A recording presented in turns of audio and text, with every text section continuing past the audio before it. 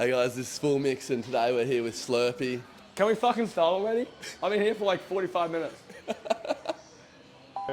Obviously, I've never sold crack or meth or whatever. Never skipped forehead day.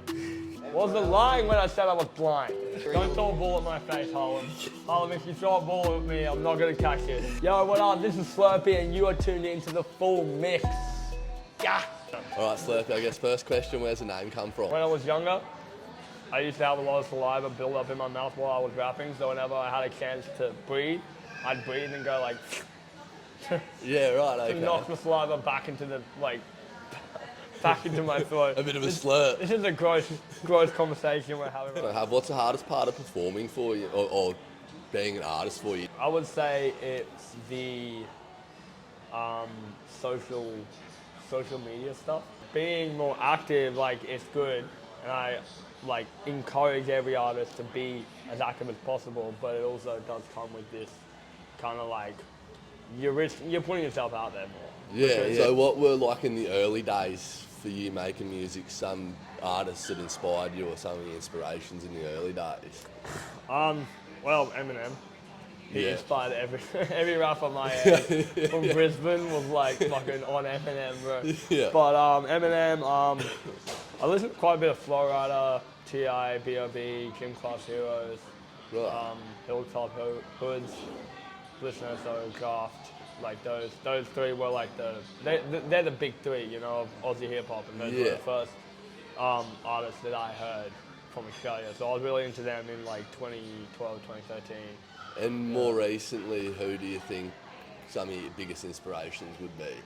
I take different things from different people, from different artists.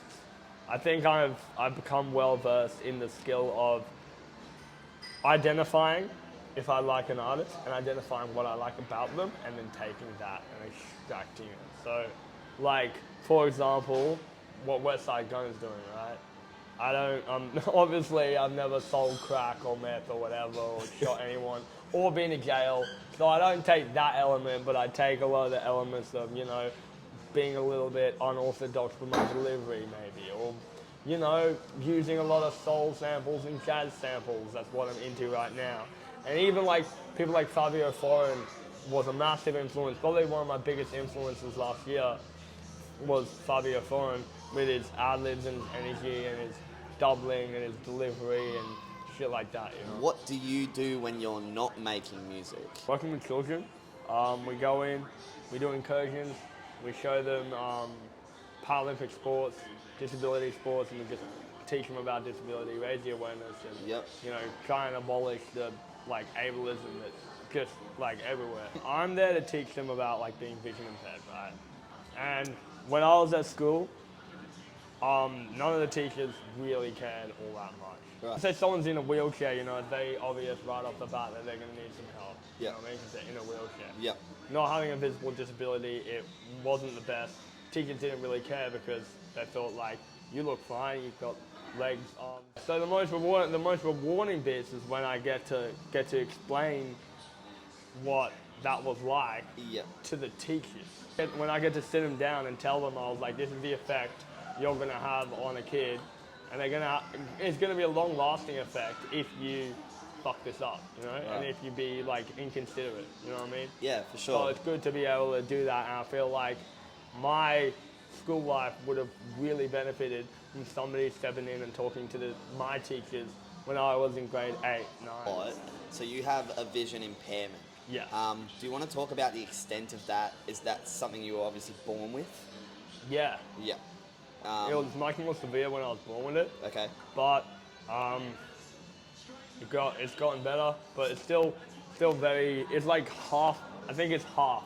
My vision is half as good as most other people. I see. Exactly half, 6/12. And this affects long distance and short distance? It just affects everything, and Yeah. acuity and depth perception, because my two eyes have a different acuity. Uh-huh. So instead of meeting in the middle and creating that 3D picture, they kind of one meets and one doesn't quite get there. Okay. So I don't have any depth perception. So And I feel like you're don't throw a ball at my face, Harlum. Harlum, if you throw a ball at me, I'm not going to catch it. Man. Do you have any other impairments or things you struggle with? Yeah, so the biggest one is called Ataxia Ataxia. Ataxia, it's like affects your balance. You know the cerebellum, it's part of the brain, like does the balance. It's meant to be like the size of a fist, but mine's like, it's meant to be the size of like a human fist. Mine's like the size of like way smaller. Yeah, right. So, had a lot of trouble learning to walk, a lot of trouble learning to speak, you know. Being a rapper, you know, a lot of people might have what you have or struggle with certain impairments and go, I can't rap. Has that ever hit you? Has that ever blocked you in a way? Like definitely. It's definitely a thought, right? Yeah. Like it's definitely a thought of like what if. Yeah. The thought never goes away, you know what I mean? Like what if I didn't have this issue, like would I be at like a much higher level or whatever? But it hasn't deterred me.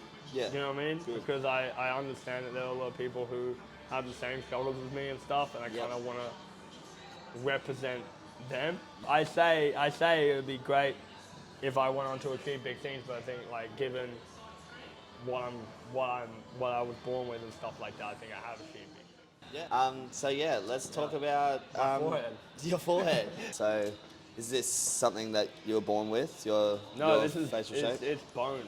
It's bone growth. Bone. And actually, a really helpful thing about it, if I'm ever in a fight and someone swings a punch at my head or at my face, I just dodge it, catch it with my forehead, and their knuckle like completely cracks, and I don't feel it. Yeah, that's what another you thing that I have is this thing called trigeminal anesthesia. And Sorry, can you say that again?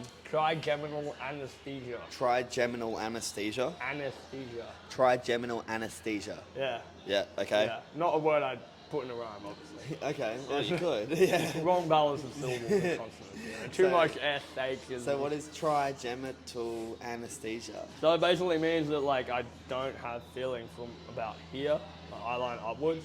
At all? Because of the ataxia, when I was learning to walk, I kept falling down, but I also didn't feel really any of it. So none of it fazed me. So I kept like trying to learn how to walk, and then just like over the years, there was a lot of head trauma and like a lot of like falls and shit. Yep. Like onto concrete, Yeah. bricks, from high places as well and stuff Really? like that.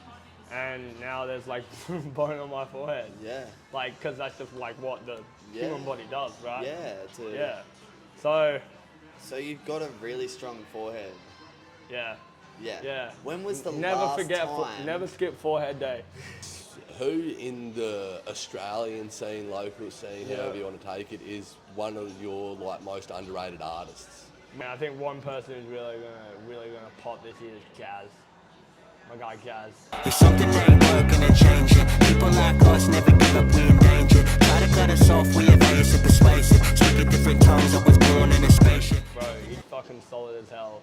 Like his vocals just sound exactly like how they do in the recording when he does them live. What do you have coming up with your own music? What do you got going on? What have you been up to? What do you want people to know about you and your music coming up this year? This next year is going to be a little bit different in terms of, you know, the beats and the music itself and stuff like that. I'm fucking about with more sample heavy music.